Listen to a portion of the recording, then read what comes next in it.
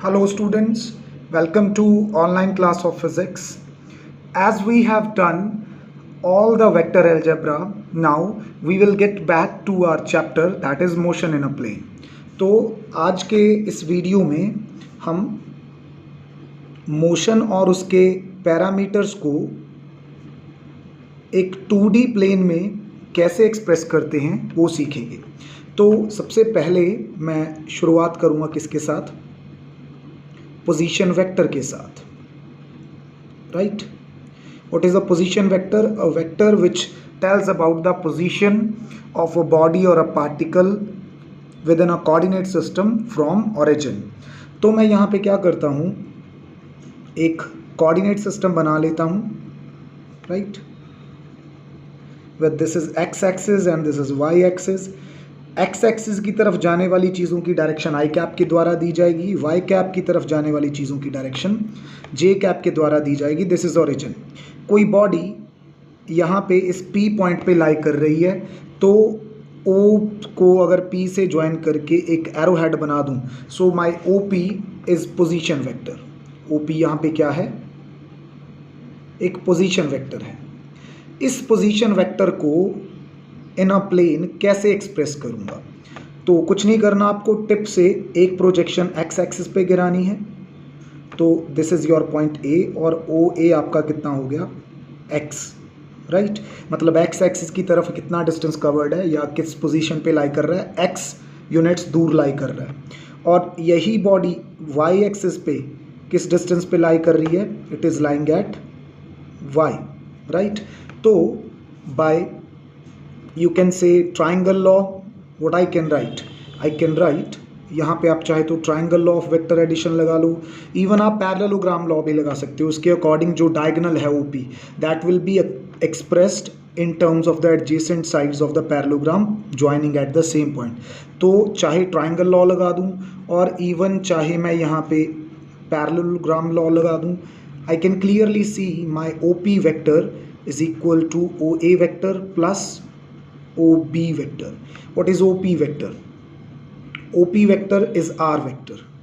Got me? What is OA vector? OA vector लिखना है ना, तो OA का मैग्नीट्यूड कितना है, x, और साथ में डायरेक्शन कौन दे रहा है, I cap. So x into I cap, vector magnitude into direction gives you the vector. उसी तरह से OB को कैसे लिख सकता हूँ, Y J cap. So in this way मैंने जो पोजीशन वेक्टर था मेरा आर वेक्टर, उसको कोऑर्डिनेट्स की टर्म में क्या कर दिया है, एक्सप्रेस कर दिया है, right. Let's go on to the second thing, that is displacement vector. इसको भी इसी तरीके से एक्सप्रेस करने की कोशिश करेंगे। I hope you are getting my points, कि आपको क्या समझाने की कोशिश कर रहा हूँ मैं। डिस्प्लेसमेंट वेक्टर के अंदर क्या करेंगे, अगेन हम एक प्लेन बनाएंगे यहाँ पे, right, X axis, Y axis, origin, इस तरफ आई कैप, इस तरफ जे कैप। प्लेन में तोड़ना सीख रहे हैं चीज़ों को। लेट्स से इनिशियली जो बॉडी थी that was at point P, और इसका पोजीशन वेक्टर कौन था, ओ पी। फिर कुछ देर के बाद after time T body goes two point P dash, तो अब इसका जो नई पोजीशन है उसका पोजीशन वेक्टर कौन होगा, ओ पी डैश। इसका मतलब बॉडी पी से पी डैश की तरफ गई है।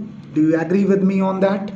तो यहाँ पे अगर मैं बाय ट्राइंगल लॉ लगाऊं, in triangle O P P dash, क्या लिखूंगा, बाय ट्राइंगल लॉ लिखूंगा ऑफ वेक्टर एडिशन, तो क्या बनेगा, ओ से पी वेक्टर प्लस पी से पी पी डैश, ये वेक्टर इज इक्वल टू, ये देखो ये लाइक वेक्टर हो गए ना, ओ पी की टिप पे पी पी की टेल है, तो ये थर्ड वेक्टर जो है which is in opposite order, O P dash, this is going to give the resultant. तो यहाँ से मेरा पी पी डैश कितना आ जाएगा, that is going to be O P dash vector minus O P vector. ये तो रही बात अगर इन टर्म्स ऑफ ये साइड्स की बात की जाए। अगर यहाँ पे मैं बात करूँ लेंथ्स की, तो लेट्स से कि जो पी पॉइंट था इसको एक्सप्रेस किया जा रहा था आर के द्वारा, और पी पॉइंट के कोऑर्डिनेट थे x1 y1। जो P2 P डैश है इसको R2 के द्वारा एक्सप्रेस किया जा रहा था और इसके कोऑर्डिनेट थे x2 y2। तो इसी तरह से इनिशियली p पॉइंट के प्रोजेक्शंस डालूंगा मैं, वो क्या आ जाने चाहिए इस r वेक्टर की तरह से। r1 vector is going to be x1 i cap y1 j cap. उसी तरह से p डैश की प्रोजेक्शंस बनाऊंगा x एक्सिस और y एक्सिस पे, तो इसके क्या बनेंगे, ये r2 वेक्टर इसका बनेगा x2 i cap y2 j cap. तो यहाँ पे मैं लिख सकता हूँ कि जो मेरा p डैश है, let me call it delta r, right.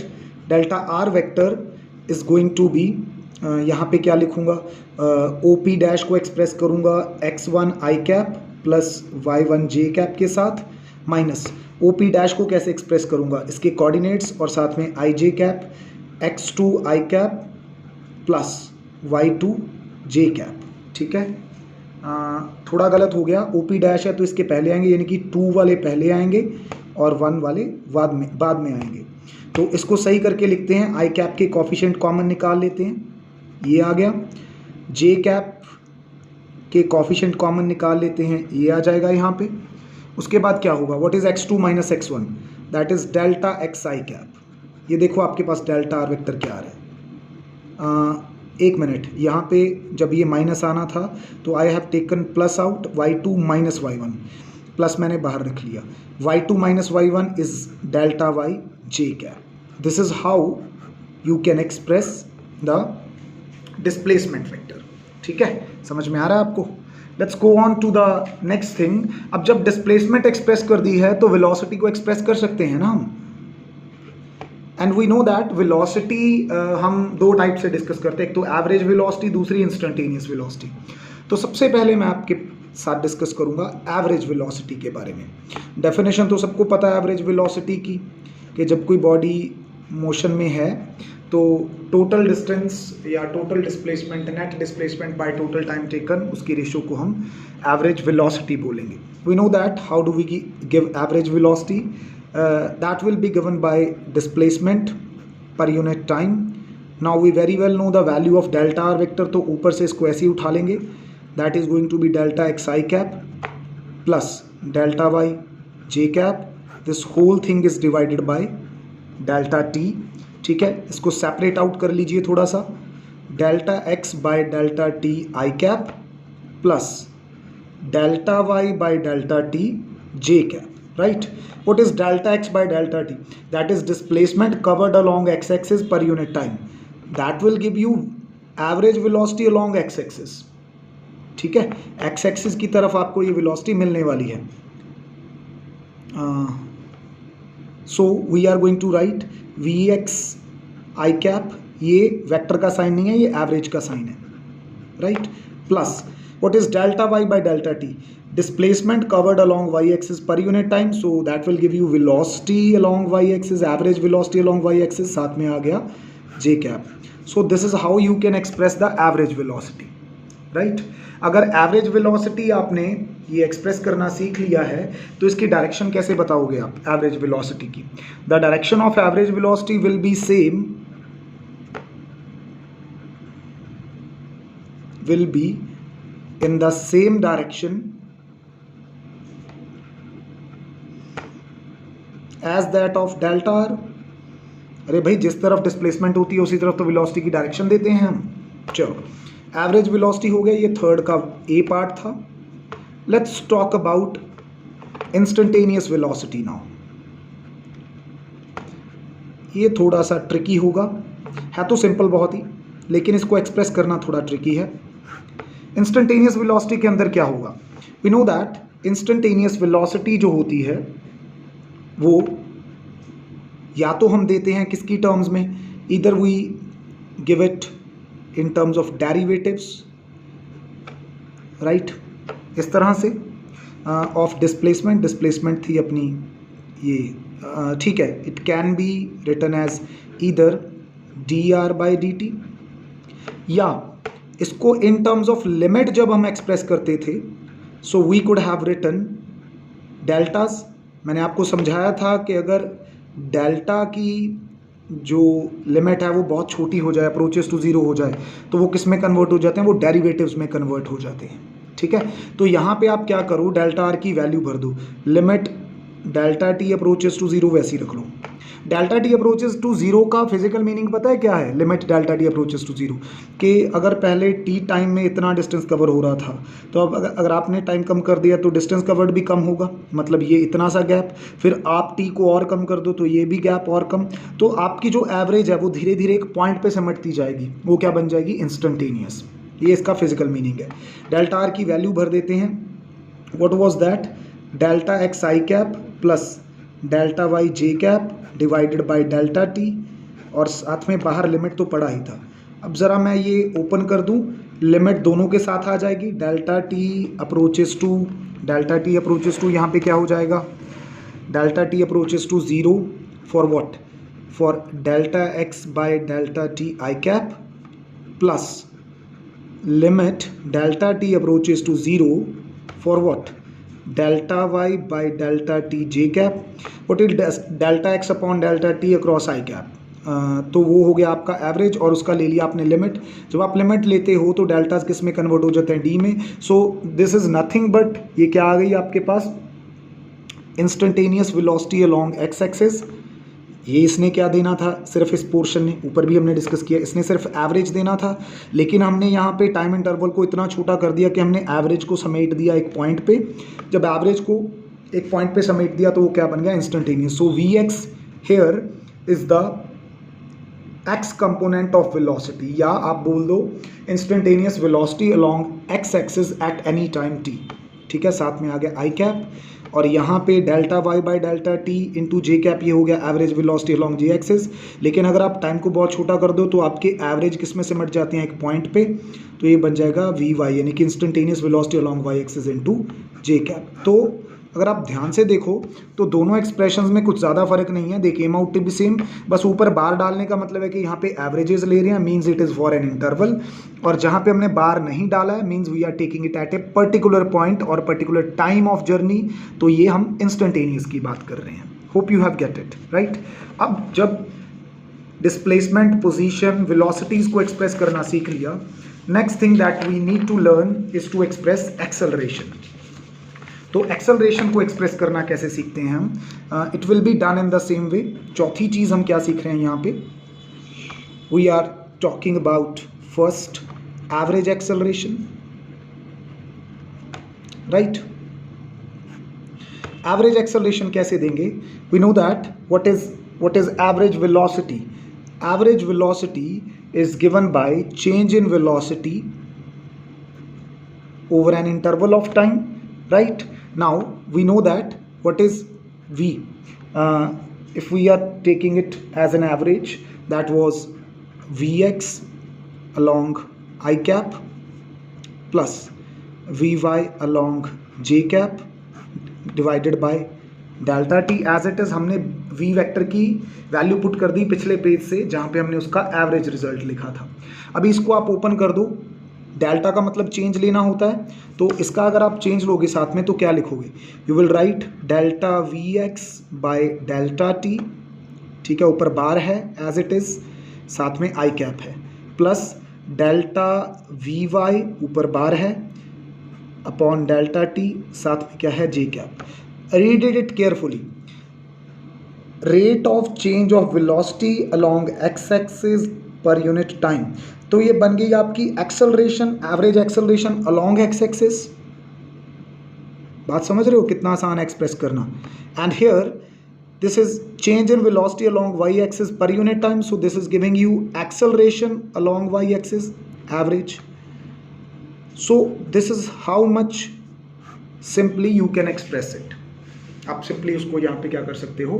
Express कर सकते हो। देन उसके बाद अगर एवरेज एक्सेलरेशन कर दिया है तो इंस्टेंटेनियस एक्सेलरेशन को भी वैसे ही करेंगे जैसे इंस्टेंटेनियस वेलोसिटी को किया था। सो इंस्टेंटेनियस एक्सेलरेशन किस तरह से डील की जाएगी? We know that instantaneous acceleration is time derivative of velocity, and you know that if we are taking care that the limit of time is very small, so the change in velocity will be very small, तो जो deltas और tease हैं उनको इस तरह से express कर सकते हैं हम, ठीक है। अब आपको यहाँ पे क्या करना है? नाउ हेयर आप जो डेल्टा वी है ये यहाँ पे जो v है इसकी वैल्यूज़ भरोगे, limit delta T approaches to 0, delta will be as it is, लेकिन ये जो आपका यहाँ पे v वेक्टर था इसकी वैल्यू सब्स्टिट्यूट करनी पड़ेगी आपको। डेल्टा एज इट इज़ लिख लिया, v वेक्टर की वैल्यू क्या थी, V X i cap plus V Y J cap upon delta T आपका एज इट इज़ चलेगा। अच्छा, v की अब एवरेजेस वैल्यू ले रहे थे ना आप तो, लेकिन बाहर लिमिट पड़ी है, इस चीज़ का ख्याल रखना। तो जब मैं इसको ओपन करूँगा, what I am suppose to get, I am suppose to get delta v x bar, ये चीज़ तो लिखनी भूल गई, delta T approaches to 0, this is most important thing to write, by delta t plus limit delta T approaches to 0, limit delta T approaches to 0 का मतलब वही है जो पहले बताया था आपका, ठीक है, बाय डेल्टा टी, सॉरी ये यहाँ पे एवरेजेस हैं नॉट वेक्टर्स, उसके लिए तो हमने साथ में आई और जे कैप यहाँ से लगा लिए थे। चलिए, तो ये क्या बन जाती, अगर लिमिट ना होती तो ये होती average acceleration along x axis, लेकिन साथ में लिमिट लगा दे तो अभी एवरेज की बजाय सिमट के एक पॉइंट पे आ गई, तो वो क्या बन गई, इंस्टेंटेनियस। उसको कैसे लिखेंगे, ए एक्स लिख देंगे, बस ऊपर बार नहीं डालेंगे, बार का मतलब होता है एवरेज, बार नहीं डालने का मतलब है कि आप उसकी क्या ले रहे हो, इंस्टेंटेनियस वैल्यू ले रहे हो, तो साथ में ये आ जाएगा a y J cap. So this is how you express instantaneous acceleration. Instantaneous acceleration की डायरेक्शन वही होगी जो डेल्टा वी की डायरेक्शन होगी। सो हम यहाँ पे एक नोट दे सकते हैं, direction of acceleration vector is given by direction of delta V vector. ठीक है, जिस तरफ वेलोसिटी की वैल्यू होगी उसी तरफ हम किसकी डायरेक्शन दे देंगे, उसकी डायरेक्शन होगी डेल्टा वी की, उसी तरफ हम किसकी डायरेक्शन दे देंगे, एक्सेलरेशन की डायरेक्शन दे देंगे। सो this is how you can express the things, right. I hope आपको ये चीज़ें समझ में आ गई होंगी। इसके बाद नेक्स्ट इंपॉर्टेंट थिंग जो हमें डिस्कस करनी है वो आ जाती हैं हमारी सिंपली यहाँ पे क्या आ जाती हैं, एक वो रिलेटिव वेलोसिटी वाला कॉन्सेप्ट जो था, राइट, उसको डिस्कस कर लेते हैं। तो this is going to be fifth thing, relative velocity in a plane. इसको आप समझ के चलोगे ध्यान से, बहुत ध्यान से। इससे पहले भी हमने किया था, that was relative velocity in one dimension. उसमें क्या था कि दोनों चीज़ें आपकी या तो एक ही डायरेक्शन में मूव कर रही थी या एक दूसरे के अपोजिट मूव कर रही थी, but they were in a straight line, मतलब या तो वो पैरेलल थी या वो एंटी पैरेलल थी, तो उनके बीच में एंगल का कोई इशू नहीं था। बट यहाँ पे चीज़ें प्लेन में हैं, so they may have angle theta between them. तो अगर मैं आपको यहाँ पे कहूँ कि हमें एक्सप्रेस करना है रिलेटिव वेलोसिटी के कॉन्सेप्ट को, suppose there are two bodies A and B and I wish to write relative velocity of body A with respect to body B, right, moving in a plane at an angle theta between them। दो bodies जा रही हैं, एक किधर को जा रही है, किधर को जा रही है, उनके बीच में थीटा कोई एंगल है। पहले तो सिंपली हमें पता है कि हम जो रिलेटिव वेलोसिटी थी उसको कैसे एक्सप्रेस करते थे, इस तरह से एक्सप्रेस करते थे, राइट। अगर b की लिखनी हो तो वो कैसे एक्सप्रेस करते थे, b की विद रिस्पेक्ट टू a, तो वो लिख देते थे हम इस तरह से vb minus va। You can clearly see कि जो vab है that is just equal and opposite to vba। अगर मैं इधर से माइनस कॉमन निकाल दूं तो va माइनस वी बी हो जाएगा ना, फिर va माइनस वी बी किसके बराबर है, VAB के।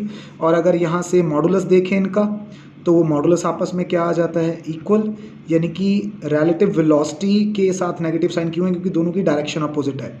अगर a की v b के विद रिस्पेक्ट टू इस तरफ को है तो b की a के विद रिस्पेक्ट टू इस तरफ को है, बस ये फ़र्क है।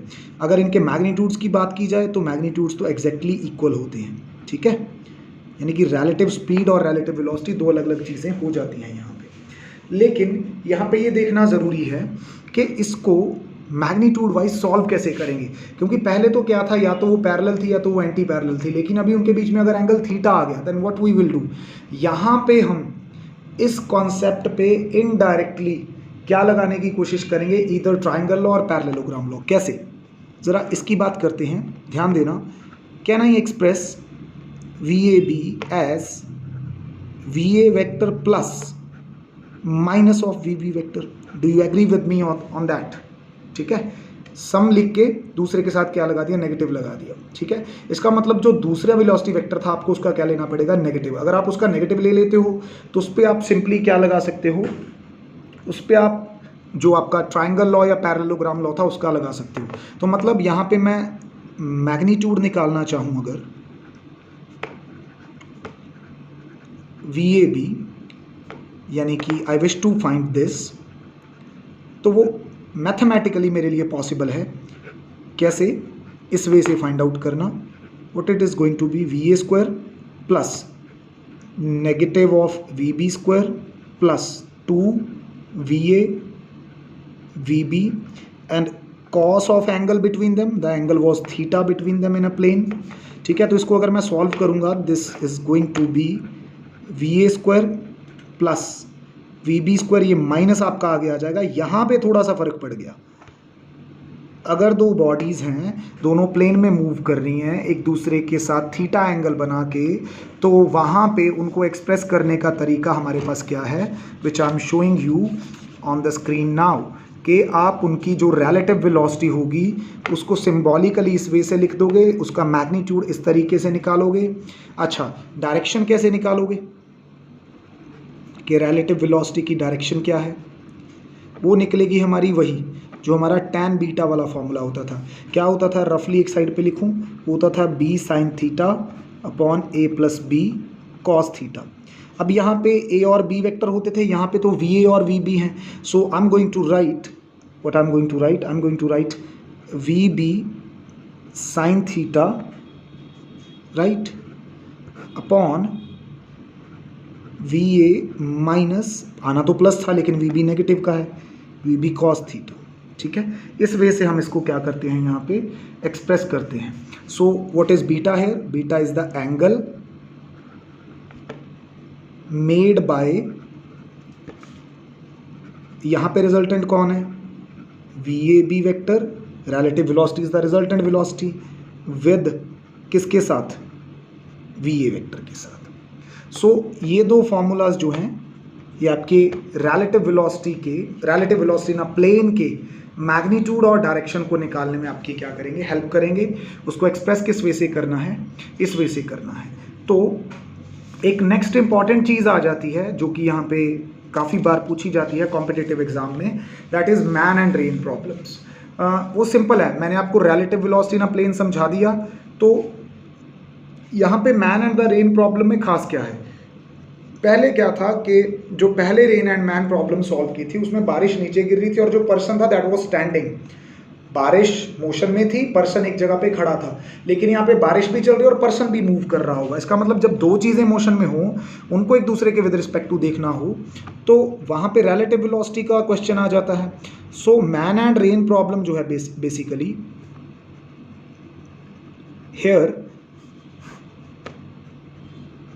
यहाँ पे क्या हो रहा है, observer means man is in motion. अगर वो मोशन में है तो ये आपका कॉन्सेप्ट किस कैटेगरी के अंडर फॉल करता है, ये आपका कॉन्सेप्ट फॉल करता है relative velocity in a plane के अंडर। जैसे मैं एक सिंपल एग्जांपल लेके आपको समझाता हूँ कि सपोज कर लो आप, ये मैंने कोई कोऑर्डिनेट सिस्टम बना लिया मेजरमेंट्स के लिए कि बारिश गिर रही है नीचे की तरफ, let's say with the speed, with the velocity VR, right. फिर क्या था कि जो पर्सन है, if I say this vertical and this goes for east and this goes for west and the person is moving along west, the man is moving along west, तो उसको बारिश कैसे आती हुई फील होगी।